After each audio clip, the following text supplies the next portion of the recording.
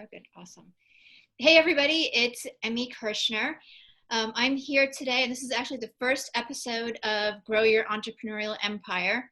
I'm here with Amy Andersson. She is my absolute dear friend. She's also the owner and CEO of Price Turner CFOs, and she holds her CPA and has her MBA. So super knowledgeable woman, and she knows everything possibly about your business and finances. And for me, that's something that is really important. I think a lot of business owners don't spend enough time really looking at and understanding as far as what the numbers mean about their business. So with that, Amy, welcome. Thank you so much for having me, Emmy. This is so exciting. As you know, I love talking about numbers. I know you do, and you've really been my inspiration in kind of getting to know my numbers and understanding and being able to grow my business. And I used to be really afraid of, knowing what the numbers meant.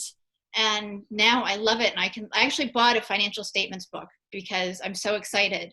So I went through all the little jargon and everything as well. But tell me, what's the difference? Let's jump right in, because this is going to be a short, straight to the point podcast. But what's the difference between income and expenses? Like, what does that really mean? Because it's not what everybody thinks it means. It may not be. So the technical jargon is income is when you receive cash. And I'm going to talk cash related to the businesses because most of us deal with cash. Right. Not the bartering that may be going on. It's what cash came in the door. That's your income. Okay. And when you sell to a client, when you sell a product or a service, when you receive that money, that is your income.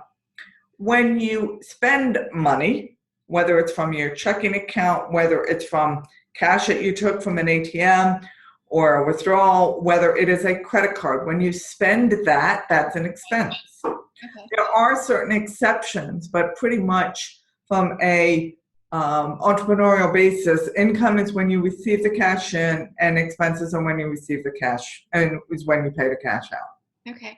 What are some things that the average entrepreneur might think is an expense, but that might not be? A payment to yourself if you are an LLC. Okay, so there are different entities. I'm not going into the entity structure for companies, but if you are a single member LLC or sole proprietor and you take money out, that's a member draw or an owner's draw. Right. That's not an expense for the business because that's you. Right. Okay. You also, as an LLC, you don't get to pay yourself. It's a W-2, as many people have had salary jobs with companies. That doesn't happen when you're an entrepreneur, okay? Yeah. When you're subchapter S, which gets into more technicalities, then there is salary, and then you can pay yourself as well as your employees, all right? But when you're talking with LLC, small business owners, the entrepreneurs, you should start out as an LLC. When you pay yourself, that is not an expense. That is considered a member's draw. Okay, very good. And that's really clarifying. Why do we need to know about what our business finances will look like? I think that's really, I don't think most of us do enough planning, whether it's in business or life. Yes, and this is where it's information, all right? You read books about, child rearing. You read books about how to cook, things like that. And all of that gives you information, and then you adjust it on your own, okay? The same thing is true with a business and its finances. You went into business to do a product or a service. Are you making money on it? Are you profitable? Right. Only by looking at that information are you going to know that. You may have money in the bank, but if you've got an upcoming bill for insurance or professional liability insurance or workers' comp or something like that, that's going to be extra $1,000 and you don't have that money in the bank, that could put you over the edge. Having the information, knowing what happened in the past, knowing what can happen in the future, and planning for that is where your knowledge becomes an absolute skill that entrepreneurs need to have. So what are some of the key things that entrepreneurs should be looking at number-wise when they're looking for, how do I understand what these numbers mean? The first thing is going to be your income. Okay, because without income, you don't have a business. Correct. Okay, you have a hobby. So we look at businesses having income. So you want to know what is your recurring income, so you can count on that each month. What are your project incomes? What are making sure that those customers are paying you, all right? So that you are getting that money in the door. That's one that you want to look at. Also, the reason is because if you're at 50,000, 150,000, or 500,000, or even over $1 million, what you do and your expenses come into play with where that income level is. Okay. All right. For example, insurance, professional liability insurance. A lot of the insurances may be based upon your revenue numbers. Okay. Gotcha. The other numbers that are very important is your overhead expenses. And that is what has to be covered by that income. And that's why knowing your income numbers is so critical. If you have rent, you have to pay. If you have, I'm a CPA, I have to pay my professional certification. I have to pay for my continuing education every year. All of those expenses are overhead. It doesn't matter if I sell to a client or not. I still need to cover my rent. I need to cover that. There are networking groups that I belong to. And again, why do I belong to those? It's to attract more business. So I need to cover those expenses. Knowing the cost of those expenses is critical to knowing how much you need to cover, how much you need to bring in for income before you even start. Okay. What are some expenses that entrepreneurs might not be thinking are really expenses? Like, for instance, if you go out and you have dinner with somebody and you're talking about business the whole time, that could be considered an expense, correct?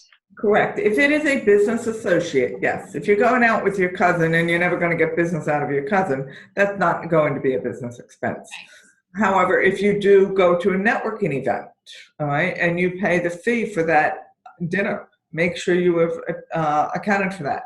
Make sure on those expenses, not only that you're identifying it as business, make sure you're including that, because if you're paying cash for it and you don't record it, you can lose a lot of deductions on that. Okay. The other thing from a lot of your mileage, not when you're going to and from if you have an office, but if you're working from home and you go to a client, that is going to be deductible. Okay. And when I say that's an expense, and then later when we talk about taxes, that can be a deduction and reduce the amount of taxes you owe when you're a profitable business. Right. One of the things I have found really challenging is keeping track of the mileage. What do you suggest to do that?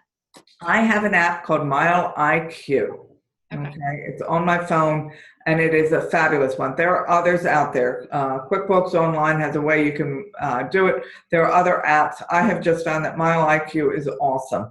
And I'll send you the link on that one. Okay, awesome. We'll post that at the bottom of this too. And it's just one that you just literally have your phone and you swipe the one way for business, you swipe the other way for personal. It keeps track of it at the end of the month. I record that in my financial system. So I have record of that, and it's a report that shows exactly where I drove, so that if I'm ever audited, it's already there. Okay. I think one of my clients uses that, and she said it's super easy too. Like, it doesn't take any time. You don't have to think. It's just swipe, swipe, swipe. Exactly. Yep. Awesome. And it reminds you when you haven't swiped. So it tells you have unswiped transactions here. Awesome. Well, and I love simple things that take no time, because there's a lot to be doing when you're running a business. So some of these little things can get lost in the daily tasks. And again, what's important on that is, from a business perspective, we're all in business to make money. Right. However, you want to reduce the taxes that you have to pay. And you do have to pay them. There's no doubt about it. But you want to substantiate those deductions, and having an app like this will substantiate that. Awesome. Awesome. Awesome. Well, thank you for the recommendation. You're welcome. What's the difference between a goal and a forecast? I know, in my business, I set a lot of goals for sales and for projects and for a lot of other things. How is that different than forecasting? So I tend to consider a goal, there's a 5 mnemonic SMART. Specific, measurable, actionable, realistic, and timeliness. So you might have a goal to have X amount of revenue in 2017. Right. Your forecast is the way to look at that and chunk it up into ways that make sense. So if you have a goal of having $200,000 in revenue for 2017 and you're at 20,000 right now, year to date through June, how are you going to get there? Okay. Or if you're at 100,000, okay, great. So are you going to be hitting that to be able to get to that 200,000? Or are you going to fly past it? Okay. There's ways to do it, but chunking it up to be smaller areas. And I usually do a monthly forecast. I've worked with companies who have weekly forecasts, even daily sales. I was with a company where we forecasted our daily sales every single month. Right. Wow. Yeah. Wow. Yeah. I don't think most of the entrepreneurs that are small need to do that. I presume it's more for bigger corporations. That was for a very large corporation, yeah. And there were seasonal trends and everything else that we looked at. But for a smaller business with the forecast, you definitely want to look at it monthly. And if that's too much for you, if you're going from yearly, you want $200,000 revenue, break it into quarters. Okay. And then break it into months. Okay. And remember that a forecast is just that. It's your best guess. And goal, you do the SMART goal, and the forecast is going to be your best guess. It's not something that you then beat yourself up over. If you do it, or however, if you do fly past it, that's awesome. And I think that's a critical piece to remind everybody too, is that sometimes you're not going to hit the goal or the forecast, and that's okay. It's really about continuing and being persistent and consistent with your actions. Exactly. And again, with your goal, you want to make it so that it is something that's realistic. And if your goal all of a sudden, you're doing slam banging and you've got, 200,000, now you're going to be 300,000, that's fabulous. Adjust your forecast. Be happy, do a happy dance, you just signed this wonderful contract. That's great because you're hitting that. Right. And that's where, again, it's not the mindset, it's something where you've got that goal, great. But then the forecast can be different. Right. Any suggestions just on a money mindset, I can't even talk today, perspective, there we go, money mindset perspective. When you kind of get into that funk about not meeting the goal and how to overcome it. Like what, go ahead. No, go ahead. I was gonna say I could share some of the things I know I do, which are more mantras and stuff. But as my amazing money lady. So what I do is I do track my money every day. Okay. And part of that is because I see the money coming in, all right, and I know when I'm hitting my goal. Right. Okay. My forecast, as I have a forecast for that month based upon my goal that I have for the entire year. Looking at it on a daily basis allows me to see it. One of the reasons I do that is it's in front of me. I'm not hiding. Okay. And that's where I think that's, to me, it's a money mindset, which is important. Don't hide behind your money. Don't say you don't know it, you haven't looked at your bank account, etc. If it's in front of you and you know it, then you can take action. For example, I had a call just now with a client because she hadn't paid the bill for June. Mm-hmm. And I called and I said, hey, haven't seen that payment. I always turn that over to accounts payable when I get it. Well, can you send me a new one? Fell through the cracks. That's all it was. Okay? Didn't make anything up about myself and what it means. It was just she missed it. Right. And knowing that that wasn't there, because I see my numbers all the time, just easy, we send the invoice, I'll get payment next week for that. Right. I think what you just said about not making it about you is really important. It's so easy to go down that path, and not even with just money. It could be anything, but so-and-so doesn't get back to you, and you've got all these things flying through your head that are generally untrue, because most of the time it just fell through the crack, or they haven't had time, or something happened.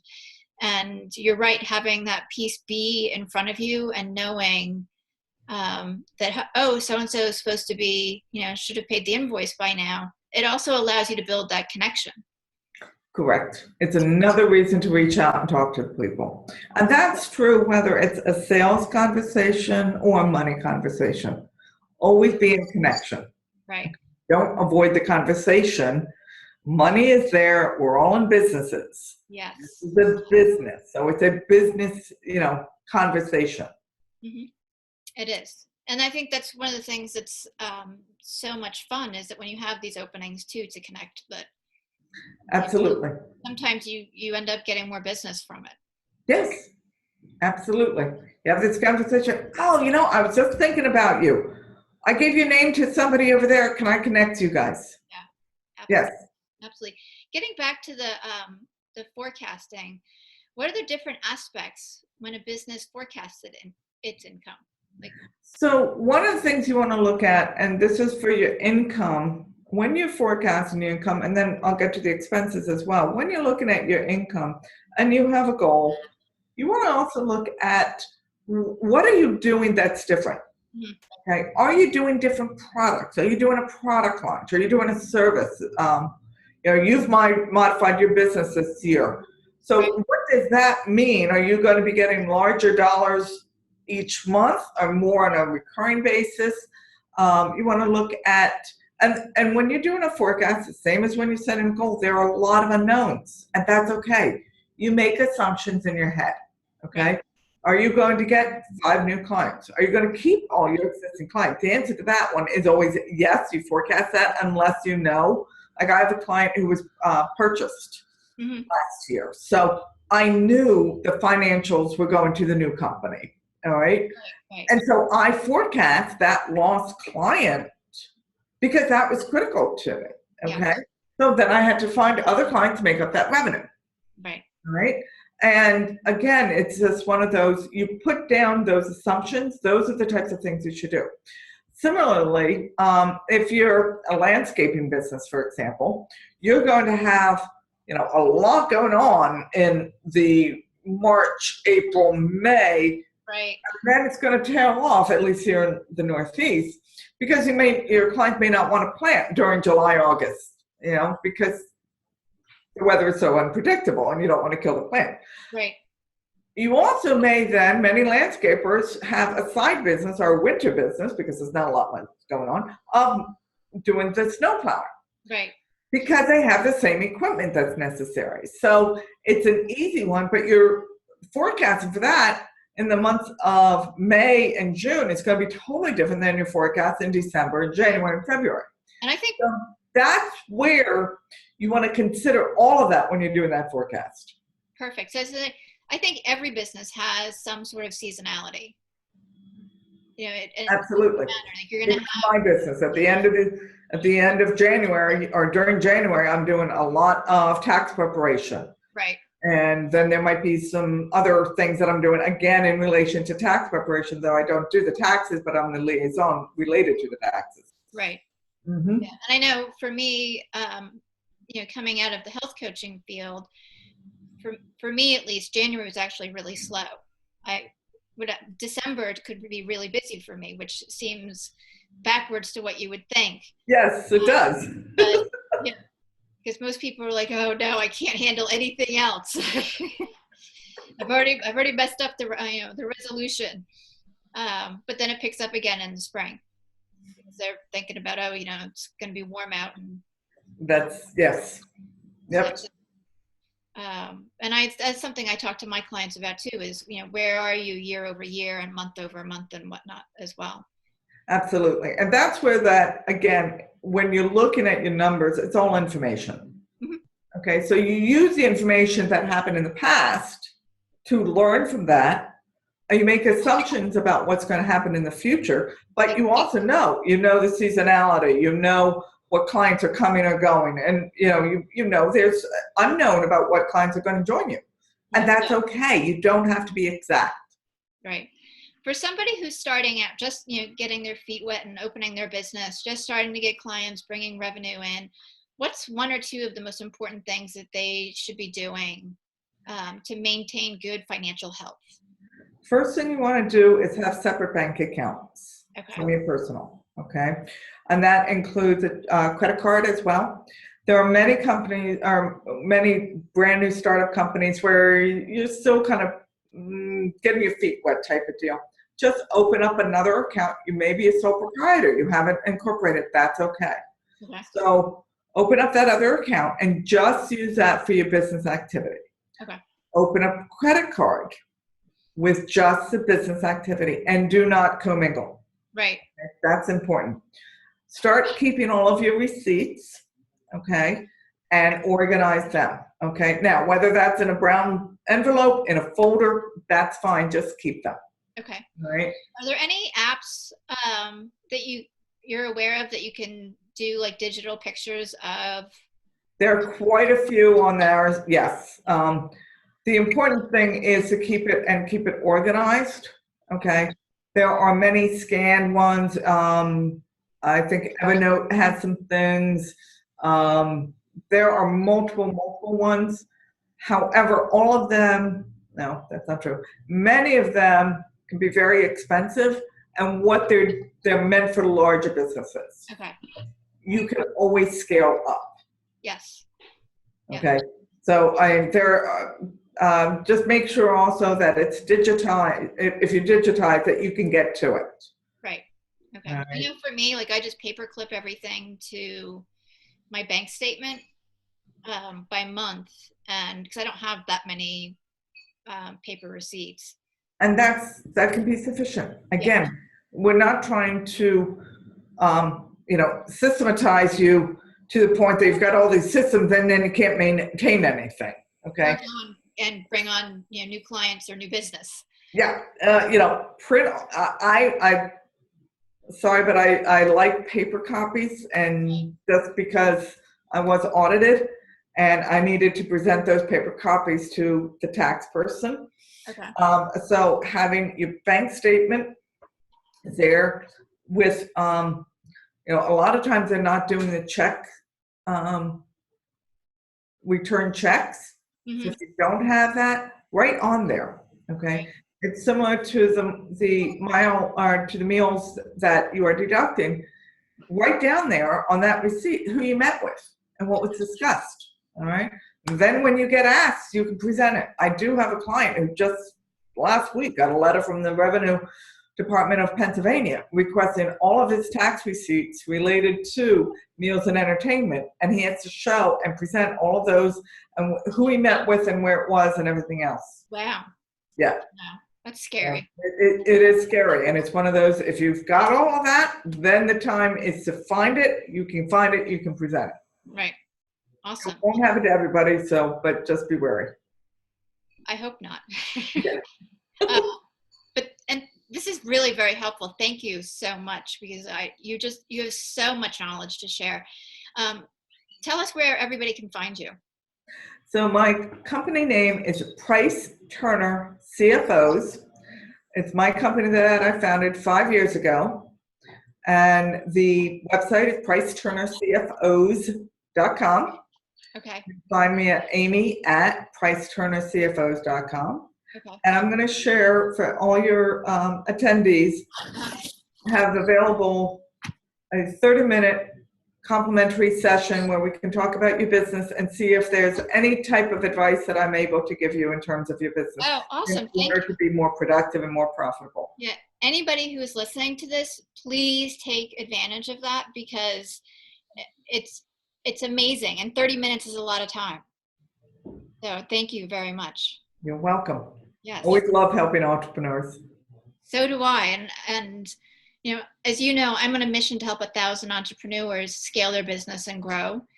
And I'm really looking forward to seeing the impact that we can all make. It's going to be awesome. It is. It is. Well, thank you again, Amy. I really appreciate your time and sharing all of this wisdom. I'm Amy Kirshner, and I'm going to sign off until next time. Thank you. Thank you. Bye. Bye.